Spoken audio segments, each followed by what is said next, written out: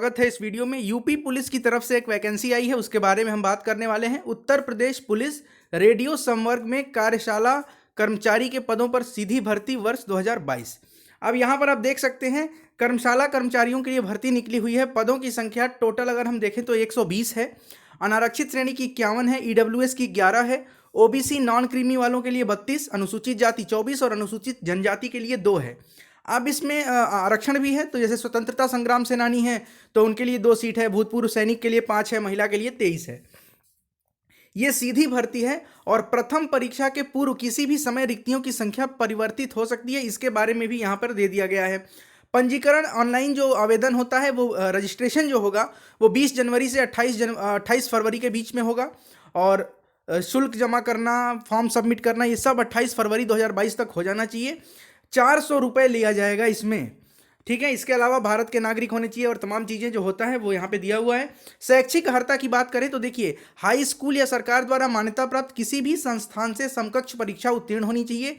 इसके अलावा आईटीआई जो कि सरकार द्वारा मान्यता प्राप्त हो, उससे electronics, telecommunication, electrical, computer science, information technology, radio television, electric supply and manufacturing, refrigeration, mechanic instrumentation, mechanic electronics और कंप्यूटर ऑपरेटर, ये सारे ट्रेड हैं। इनमें आपको आईटीआई किया हुआ होना आवश्यक है, ठीक है।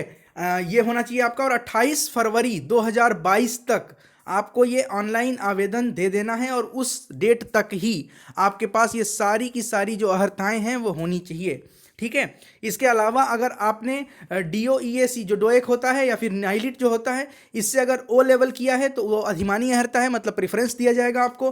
प्रादेशिक सेना में 2 वर्ष का कार्य किया हो या फिर NCC का B सर्टिफिकेट हो, ठीक है।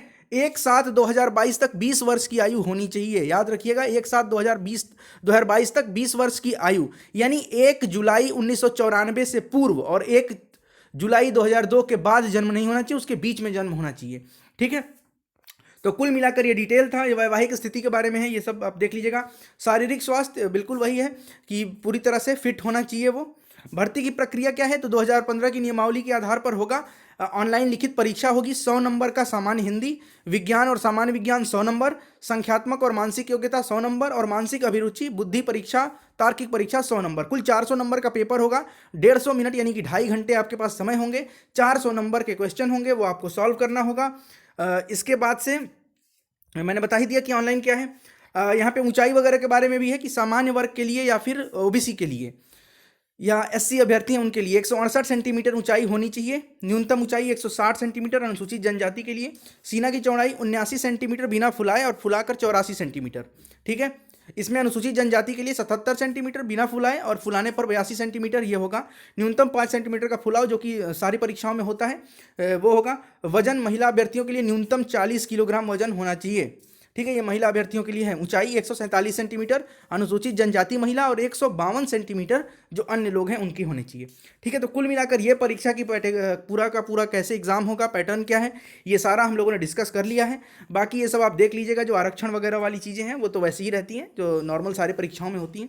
बहुत बहुत धन्यवाद, मिलते हैं नेक्स्ट वीडियो में। वेबसाइट विजिट कर लीजिएगा UPPP, देखिए वेबसाइट में फिर से बता देता हूँ, UPPBPB.gov.in। बहुत बहुत धन्यवाद, मिलते हैं नेक्स्ट वीडियो में।